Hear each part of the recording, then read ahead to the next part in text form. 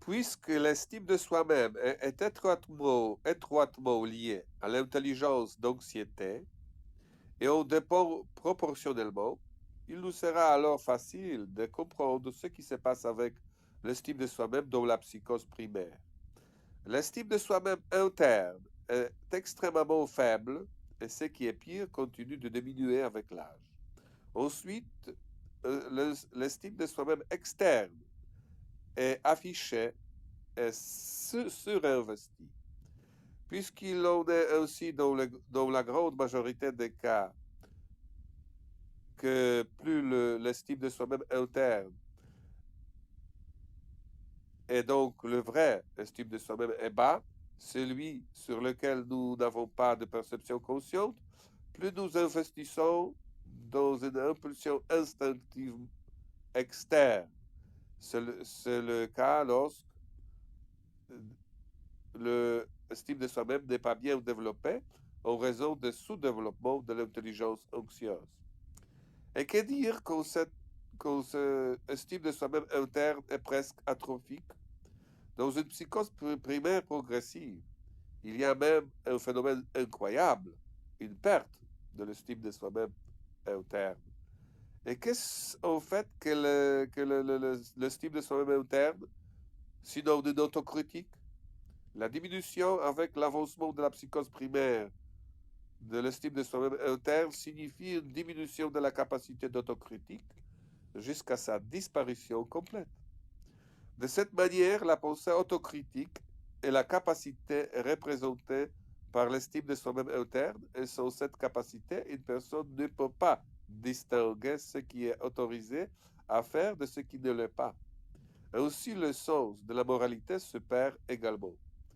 Un homme privé de l'appareil autocritique ne ressent aucun dilemme moral et est indifférent au côté moral du comportement.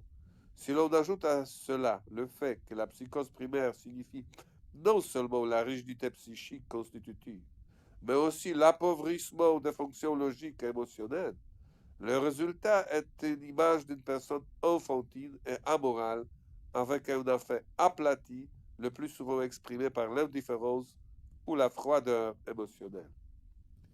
Tout cela, bien sûr, est vrai à condition que mon hypothèse soit correcte, que l'intelligence d'angoisse est le formateur décisif, sinon le seul, de l'estime de soi-même interne.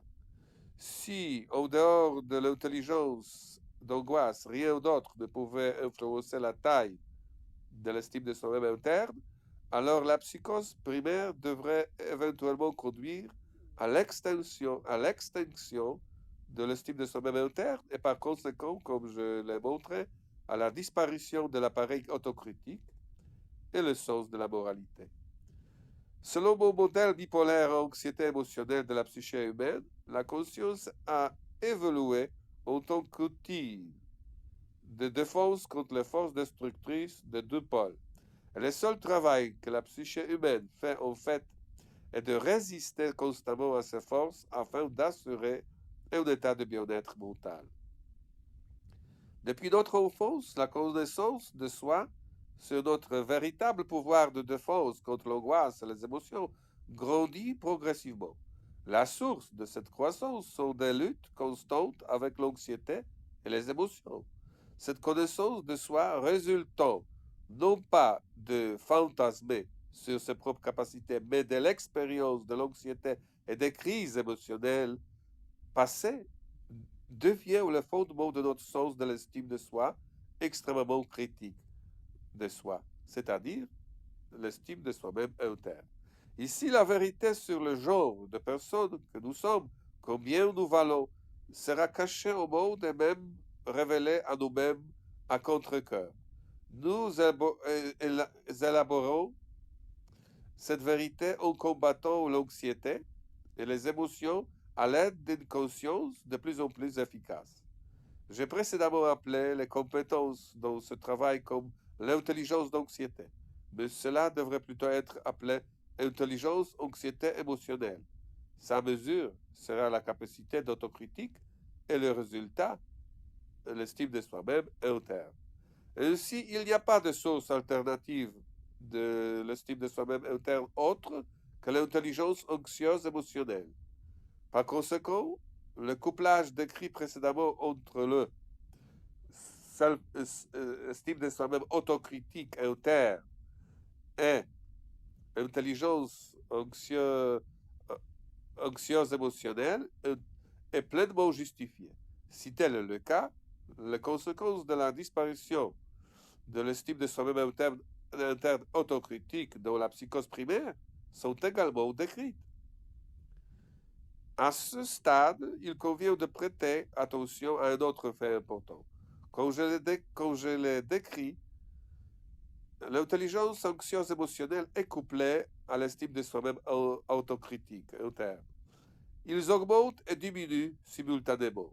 En même temps, l'estime de soi-même externe et théâtrale se comporte inversement avec eux. Je mentionnais plutôt que la psychose primaire sous-jacente conduit à la disparition de l'estime de soi-même interne, de l'estime de soi-même autocritique.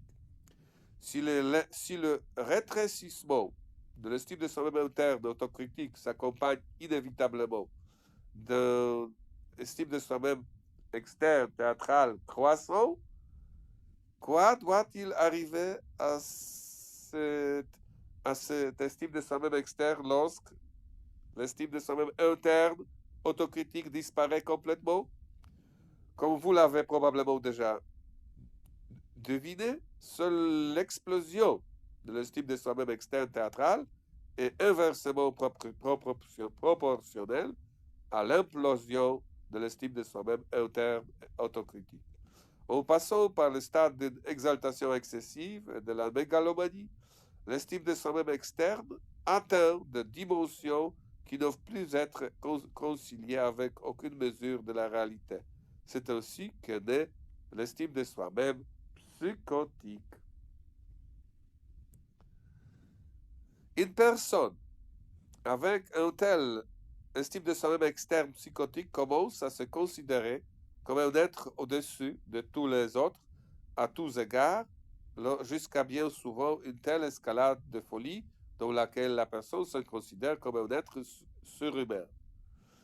De ce qui procède, nous pouvons raisonnablement tirer une conclusion intéressante qui est conforme à ma doctrine dans son ensemble, à savoir qu'en dehors de l'observation du raidissement de la psyché, pour la vérification finale du diagnostic de la psychose primaire, il est sans aucun doute conseillé de suivre les manifestations d'estime de soi-même.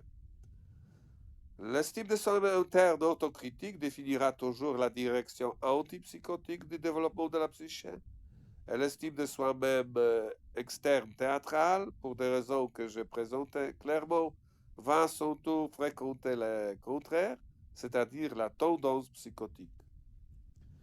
En d'autres termes, le développement de l'intelligence anxieuse émotionnelle pendant l'enfance contribue à la croissance de l'estime de soi-même interne autocritique, permettant à l'adolescence la sortie de la psychose primaire. Et dans la maturité, l'intelligence anxieuse émotionnelle a un effet protecteur contre les risques d'épidémie, contre le risque psychotique. Et si un tel épisode psychotique survient, plus l'intelligence anxieuse émotionnelle est élevée, meilleur est le pronostic de l'évolution de cet épisode psychotique. Dans le cas d'un résultat défavorable de la maturation mentale, avec l'absence d'intelligence anxieuse émotionnelle suffisamment élevée pour sortir de la psychose primaire, le phénomène de raideur psychique pathognomonique de la psychose primaire n'est qu'un processus secondaire.